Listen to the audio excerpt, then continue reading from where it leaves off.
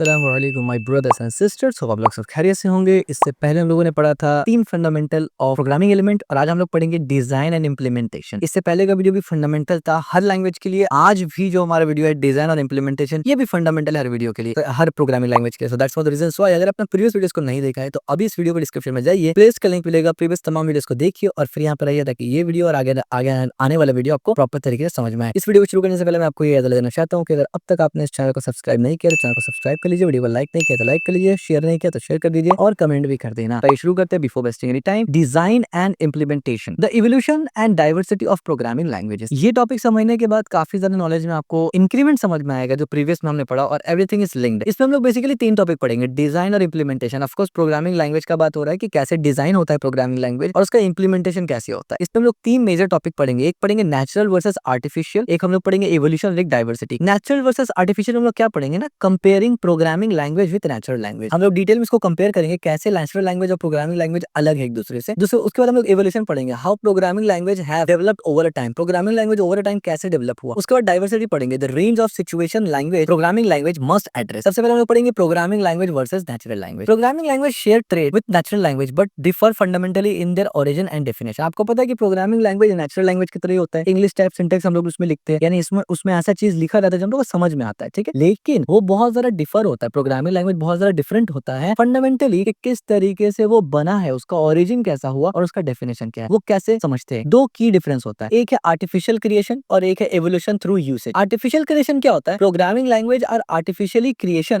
Creation with a clear and limited definition. देखिए programming language एक artificial creation है। Naturally हम लोग बोलना शुरू नहीं कर दिए थे प्रोग्रामिंग लैंग्वेज को, बकायदा सोच समझ के पूरा प्रॉपर तरीके से हम लोग प्लान करके एक लैंग्वेज बनाए, यानी हम लोग समझ रहे इंजीनियर्स या साइंटिस्ट, कंप्यूटर साइंटिस्ट लोगों ने बनाया इसको। सो ये एक आर्टिफिशियल क्रिएशन है, क्लियर और लिमिटेड डेफिनेशन के साथ, allowing them to be thoughtfully defined and examine their entirety. यानी आसान शब्दों में आर्टिफिशियल लैंग्वेज या प्रोग्रामिंग लैंग्वेज जो है इसको बनाया गया है सोच समझ के एक पर्टिकुलर काम के लिए। जबकि एक लैंग्वेज होता है इवोल्यूशन थ्रू यूजेज, ये नेचुरल लैंग्वेज है। Natural language have evolved through usage and have changeable meaning as determined by the users in a different group. अब देखिए 2 किस्म का लैंग्वेज, एक आर्टिफिशियल क्रिएशन हो गया, एक नेचुरल हो गया। नेचुरल जो होता है यानी जो इवोल्यूशन थ्रू यूजेज है वो नेचुरल लैंग्वेज होता है। उसमें क्या होता है कि वो वक्त के साथ बदलता भी है और अलग अलग ग्रुप में एक ही वर्ड का अलग अलग मीनिंग भी लिया जाता है। और ये चीज आप ऑफ कोर्स जानते होंगे, हर नेटिव लैंग्वेज में ये आपको मिल जाता है, ठीक है। अगर आप लिंग्विस्टिक का पढ़ाई कर रहे होंगे तो फिर तो आपको ये ऑलरेडी मालूम ही होगा। अगर नहीं भी कर रहे होंगे तो आपका मदर टंग जो भी हो, चाहे आप बंगाली बोल रहे हो, हिंदी बोल रहे हो, इंग्लिश बोल रहे हो, फ्रेंच बोल रहे हो, अरबिक बोल रहे हो, कुछ भी, उर्दू बोल रहे हो, सब में ऐसा होता है कि एक वर्ड का 2-3 मतलब होता है जो अलग अलग सिनेरियो में लिया जाता है। यहाँ पर एक एग्जांपल दिया हुआ है, example of a precise definition of C. C का एग्जांपल आप देखिए, यहाँ पर एक मेन फंक्शन है। ऑफ कोर्स ये क्या है हम लोग बाद में समझेंगे डिटेल में। ये मैंने एक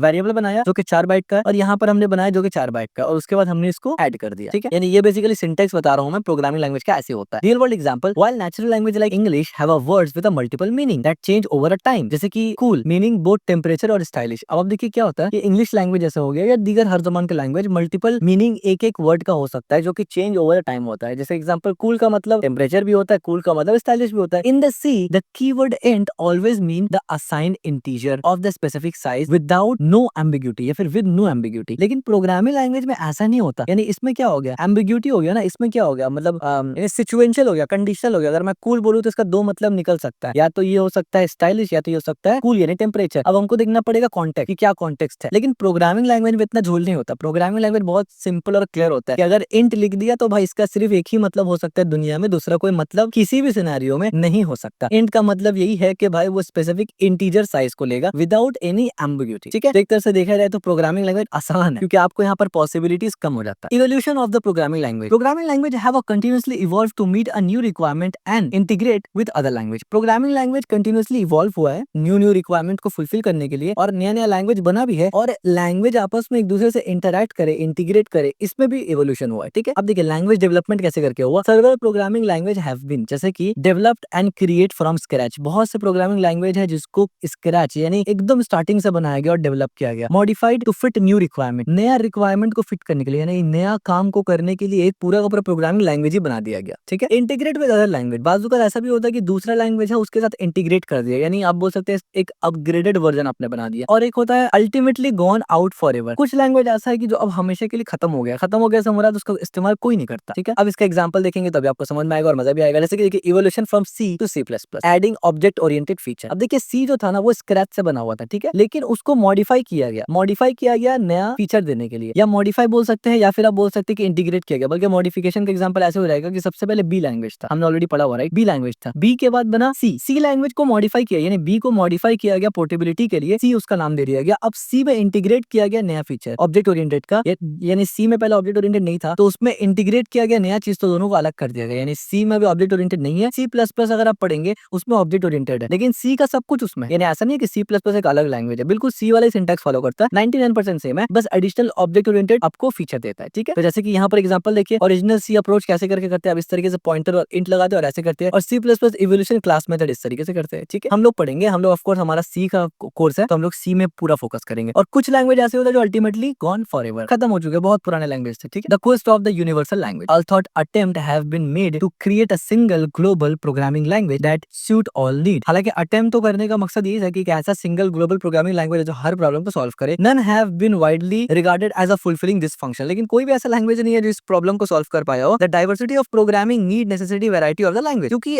आप जिस तरीके का काम करना चाहते हैं उस हिसाब से एक स्पेसिफिक लैंग्वेज होता ही होता है, यानी ऐसा नहीं है कि आप दुनिया का हर काम सबसे बेहतर तरीके से सी में कर सकते हैं, नहीं ऐसा नहीं है। सी में काम तो हर कर सकते हैं, लेकिन कुछ काम बहुत अच्छे से होता है, कुछ काम उतना अच्छे से नहीं होता। तो जो काम अच्छे से होता है मोस्टली अब क्या हो गया स्टैंडर्ड, कि वो लैंग्वेज सीखने के बाद वही काम करते हैं जो इसमें अच्छा होता है। अब फॉर एग्जांपल मशीन लर्निंग आपको करना है तो बाकी लैंग्वेजेस में भी होता है, लेकिन दो लैंग्वेज ही टॉप है, दो में से भी सबसे टॉप में आपका आता है पाइथन, दूसरा आता है R programming language mostly statistical analysis या रिसर्च वर्क के लिए आता है। Most of the time Python he number 1 language होता है, लेकिन इसका ये मतलब नहीं कि पाइथन में सिर्फ कर सकते हैं, आप जावास्क्रिप्ट में भी कर सकते हैं मशीन लर्निंग, लेकिन क्या जावास्क्रिप्ट आइडियल है मशीन लर्निंग के लिए? बिल्कुल भी नहीं है। उसी तरीके से आप पाइथन में वेब डेवलपमेंट भी कर सकते हैं, लेकिन क्या पाइथन में फ्रंट एंड लिखने के लिए, वैसे तो पाइथन में आप बैक एंड ही लिखते हैं, फ्रंट एंड ही लिखते हैं, लेकिन अगर आप फुल स्टैक भी बना रहे हैं तो क्या फ्रंट एंड लिखने के लिए पाइथन आइडियल है कि जावास्क्रिप्ट? ऑफ कोर्स जावास्क्रिप्ट है। तो कुछ लैंग्वेजेस कुछ काम के लिए स्पेशलाइज्ड हो जाते हैं, यानी ओवर टाइम जब ये लैंग्वेज बने थे तब इनका ये पर्पस नहीं था, over the time use cases के साथ लोगों ने एक स्टैंडर्ड बना दिया कि in compare to other language इसमें सबसे बेहतर ये काम होता है। तो that's one of the reasons why जब आप सी सीखते हैं तो आज के टाइम पे आपके पास अपॉर्चुनिटी और जॉब कहाँ रहता है, आप ऑपरेटिंग सिस्टम बना सकते हैं, आप एम्बेडेड डिवाइस बना सकते हैं, आप गेम डेवलपमेंट में जा सकते हैं, आप सिस्टम ड्राइवर्स लिख सकते हैं, ये सब मेजर काम है। आप डेस्कटॉप एप्लीकेशन बना सकते हैं, ये सब मेजर काम है जो सी में होता है और आपको जॉब में मिल सकता है इसमें। अब आप सी में जाएंगे वेब डेवलपमेंट करने के लिए, कर तो सकते हैं, लेकिन कंपनी को उसका नीड नहीं है। कंपनी चाहता है वेब डेवलपमेंट के लिए मुझे जावास्क्रिप्ट, नोड, पाइथन ये सब चाहिए। तो आप समझ रहे हैं पॉइंट, ये हॉबिस्टिक वे में अगर आप जाएंगे तो आप कुछ भी कर सकते हैं, जो मर्जी कर सकते हैं किसी भी लैंग्वेज में, लेकिन अगर आप करियर और जॉब पर्सपेक्टिव से देखेंगे तो आपको इंडस्ट्री स्टैंडर्ड देख के जाना पड़ेगा। इसके बाद हम लोग पढ़ेंगे रेंज ऑफ प्रोग्रामिंग सिचुएशन। अब प्रोग्रामिंग सिचुएशन का रेंज क्या होता है? Diversity of programming need necessity the development of very programming language, यानी जिस तरीके से जो नीड है डाइवर्स, इतना प्रोग्रामिंग डाइवर्स हो चुका है, इतना फैल गया है, उसका कैपेसिटी इतना बढ़ गया है, तो वेरी प्रोग्रामिंग लैंग्वेज डेवलपमेंट हुआ, यानी अलग अलग टाइप का अलग अलग स्पेसिफिक काम करने के लिए प्रोग्रामिंग लैंग्वेज बन गए। प्रोग्रामिंग डाइवर्सिटी, अब इसमें क्या होता है? प्रोग्रामिंग साइज, यानी form little script create a single hobbies to large system built by hundreds of programmer, यानी एक छोटा सा स्क्रिप्ट जो कि सिंगल हॉबीज ने क्रिएट किया था वो एक लार्ज सिस्टम बन गया by hundreds of program. Programmer skill level, यानी प्रोग्राम साइज मैटर करता है, प्रोग्रामर स्किल लेवल मैटर करता है, from novice who require simplicity above all else to specialist who are comfortable with significant complexity. इस तरीके से सिस्टम कॉन्स्ट्रेंट मैटर करता है, on system ranging from micro controller to super computer program must balance speed, size and simplicity, यानी system constraint में आपको ये चीज देखना पड़ता है जहां पर स्पीड, साइज और सिंपलिसिटी मेंटेन हो। लॉन्गिविटी भी आ जाता है। लॉन्गिविटी में क्या होता है? Program can be develop once and not change for generation on their content can modify on a regular base, यानी एक बार लॉन्गिविटी क्या होता है कि ऐसा प्रोग्रामिंग लैंग्वेज होना चाहिए कि जो बार बार बदले ना, यानी बदले ना का मतलब उसका जो मेन फंडामेंटल है वो नहीं बदले। हाँ, उसमें अपडेट तो आता रहेगा, कोई बग आया उसको फिक्स किया गया, कोई नया फीचर ऐड किया गया, लेकिन पूरा का पूरा लैंग्वेज ही नहीं चेंज होता है, ठीक है। इसको लॉन्गिविटी बोलते हैं, यानी एक लैंग्वेज बना वो जनरेशन तक चलता रहेगा, तो इस तरीके से बनाना जरूरी होता है। प्रोग्रामर्स प्रेफरेंस, फिर प्रोग्रामर प्रेफरेंस भी आ जाता है कि प्रोग्रामर में भी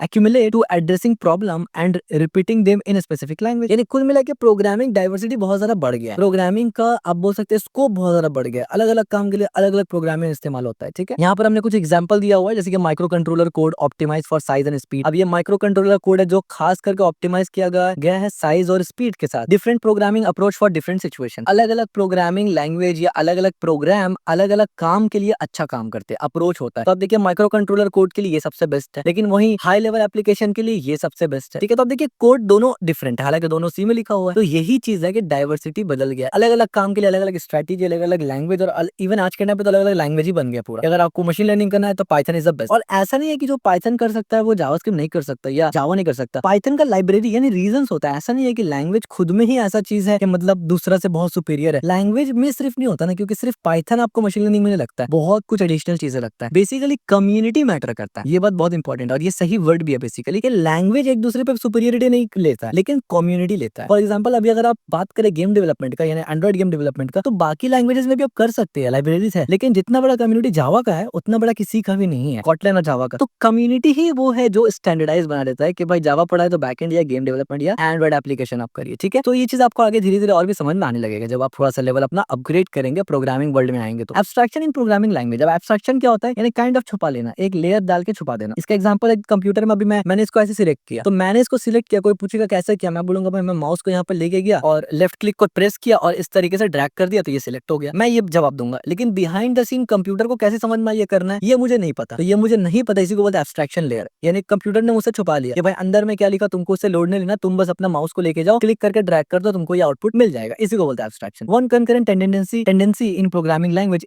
evolution have been offer a great capacity to handle issue at a higher degree of abstraction। यानी पहले प्रोग्रामिंग लैंग्वेज में और अभी प्रोग्रामिंग लैंग्वेज में बहुत बड़ा मेजर चेंजेस ये है कि एब्स्ट्रैक्शन लेवल्स बढ़ गया है। यानी आसान शब्दों में अगर ये बताए तो प्रोग्रामिंग लैंग्वेज में कोड कम से कम लिखना है आसान कर दिया गया, ठीक है, प्रोग्रामर्स के लिए। एवोल्यूशन ऑफ एब्स्ट्रैक्शन, एब्स्ट्रैक्शन का भी एवोल्यूशन हुआ है। Programming language have evolved from begin close tied to hardware to allow programmers to express ideas that are further distinct from the straightforward translation to underline hardware instruction। यानी programming actually में start हुआ था computer से बात करने के लिए, तो बहुत ज्यादा हार्डवेयर से क्लोज था। सबसे पहले प्रोग्रामिंग, सबसे पहले कौन सा लैंग्वेज बना, हमने ऑलरेडी डिस्कस किया हुआ है, सबसे पहले मशीन लैंग्वेज बना 01। मशीन लैंग्वेज लिखना बहुत डिफिकल्ट हो रहा था, तो प्रोग्रामर्स इंजीनियर्स ने क्या किया, असेंबली लैंग्वेज को डिवाइस किया, फाउंड किया, बनाया पूरा। तो असेंबली लैंग्वेज क्या होता है, सबसे लोएस्ट लेवल लैंग्वेज है जो हार्डवेयर को सबसे ज्यादा कंट्रोल करता है। अब असेंबली लैंग्वेज भी काफी डिफिकल्ट था, तो उसके बाद क्या हुआ कि और इजी के लिए आपको मिडिल लेवल लैंग्वेज आया, जैसे कि सी, हम लोग जो पढ़ रहे हैं मिडिल लेवल लैंग्वेज है, जिसमें हाई लेवल एप्लीकेशन ही बन सकते हैं, लो लेवल हार्डवेयर से ही बात कर सकते हैं। फिर C++, फिर मजीद आसान करने का तो जावास्क्रिप्ट आ गया और अदर लैंग्वेज आ गया, और मजीद आसान करने का तो पाइथन आ गया जो कि पूरे इंग्लिश टाइप सिंटैक्स आपको प्रोवाइड करता है। इसी को बोलते हैं लेवल ऑफ एब्स्ट्रैक्शंस, ठीक है। अच्छा, सी में कैसे करके लेवल ऑफ एब्स्ट्रैक्शन बढ़ा है वो जरा समझिए। एवोल्यूशन ऑफ एब्स्ट्रैक्शन इन सी में कैसे हुआ, अब देखिए, low level approach, direct hardware manipulation. यानी सी में आपको पता है आप हार्डवेयर मैनिपुलेट भी कर सकते हैं, सिस्टम लेवल एप्लीकेशन भी बना सकते हैं। तो सी में लो लेवल अप्रोच कैसे लिखा जाता है, तो आप देखिए डायरेक्ट में, यानी हार्डवेयर को कैसे एक्सेस करते हैं, डायरेक्ट मेमोरी एक्सेस, यानी आपको पता है DMA, direct memory access. COA वाला हमारा एक पूरा कंप्लीट प्लेलिस्ट है, आप अगर मेरे चैनल पे जाएंगे, एक मैं दूसरा चैनल है लर्निंग विद शेख आमिर होगा, उसका डिस्क्रिप्शन का लिंक मैं डाल दूंगा यहाँ पर डिस्क्रिप्शन में।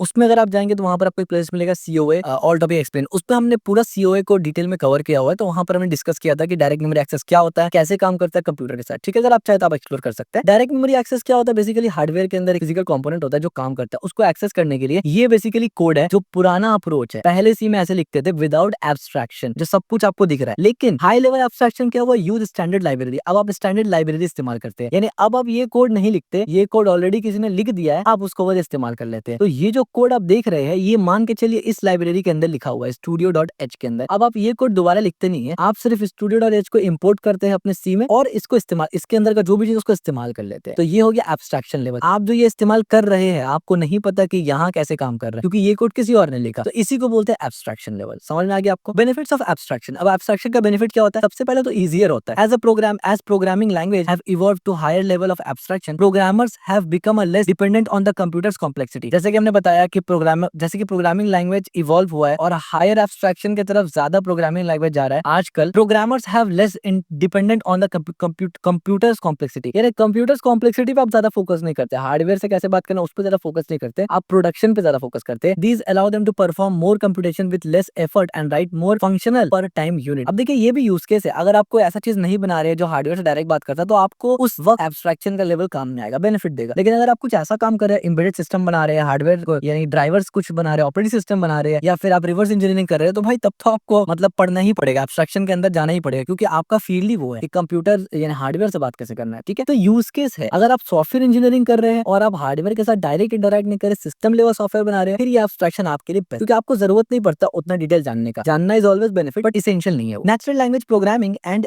लैंग्वेज आर्टिफैक्ट, अब ये समझना भी जरूरी है। Natural language programming aim to eliminate specialized language requirement but its merit are debated. यानी नेचुरल लैंग्वेज प्रोग्रामिंग जो है उसका एम ये था कि स्पेशलाइज्ड लैंग्वेज रिक्वायरमेंट ना हो, उसको एलिमिनेट किया जाए, लेकिन ये डिबेटेबल भी है। तो अप्रोच क्या है, अब आप देखिए approach to natural language programming. अब नेचुरल लैंग्वेज प्रोग्रामिंग का अप्रोच क्या है, criticism, Dijkstra and I hope कि मैंने सही प्रोनाउंस किया है, और Perlis condemned natural language programming arguing that the natural language lack the precision needed for programming. यानी प्रोग्रामिंग लैंग्वेज में अभी एक डिबेटेबल टॉपिक भी है कि कैसे करके, यानी नेचुरल लैंग्वेज और इसमें क्या डिफरेंस होगा, आर्टिफैक्ट्स के ऊपर बहुत ज्यादा यहाँ पर डिबेट हुआ है, उस पर आपको फिलहाल जाने की जरूरत नहीं है। आप एज अ बिगिनर है, आपको बस पता होना चाहिए कि हाँ कहीं डिबेट भी मौजूद होता है लैंग्वेजेस के ऊपर कि नेचुरल लैंग्वेज में आएगा या नहीं, प्रोग्रामिंग में आएगा या नहीं। हाइब्रिड टेक्निक भी इस्तेमाल होता है। For example structured English and SQL use a hybrid technique. अब कुछ जगह क्या होता है कि हाइब्रिड टेक्निक इस्तेमाल होता है, जैसे कि combined natural language elements with formal programming construction. आपको पता है कि जो प्रोग्रामिंग होता है वो नेचुरल लैंग्वेज की तरह नहीं होता, राइट? इंट एसटीआर ये हमारा नेचुरल लैंग्वेज में नहीं है। लेकिन एक होता है कि हाइब्रिड टेक्निक, एक होता है हमारा नेचुरल लैंग्वेज जैसे कि इज, एम और इस तरीके से। अब दोनों को मिला के कुछ हाइब्रिड टेक्निक बनाया गया, जैसे कि एसक्यूएल में इसका इस्तेमाल होता है। जैसे कि इसका एग्जांपल ये है कि example of SQL a hybrid natural and programming, यानी प्रोग्रामिंग लैंग्वेज और नेचुरल को मिला के एक हाइब्रिड टेक्निक इस्तेमाल किया गया। वो कैसे होता है देखिए, select name age from employ where department engineering. तो आप इसको कैसे पढ़ेंगे, select the name and the age from employees where department is engineering. तो आप देखिए इस तरीके से ऑर्डर्ड बाय, ये पूरा इंग्लिश वाला आपको सिमिलर लग रहा है, जबकि ये कोड है, एग्जैक्ट एसक्यूएल का कोड है ये, ठीक है। और यहीं पर अगर इक्विवेलेंट टू सी, अगर आप यही चीज सी में लिखना चाहे तो आप देखिए आपको कैसे लिखना पड़ेगा। सी में आपको कैसे लिखना पड़ेगा, ये स्टूडियो स्ट्रिंग लाना पड़ेगा और एच स्टूडियो लाना पड़ेगा, यहाँ पर आपको सेटअप करके और इतना कुछ लंबा सा करना पड़ेगा, ठीक है। तो ये कुछ थोड़ा सा डिबेट और कुछ डिफरेंस था नेचुरल लैंग्वेज और प्रोग्रामिंग लैंग्वेज आर्टिफैक्ट्स के दरमियान। Language artifact, the designer and user of the language must construct a variety of the artifacts that control the facility of programming practice. The most important of these artifacts are the language definition and implementation. So this is all about designing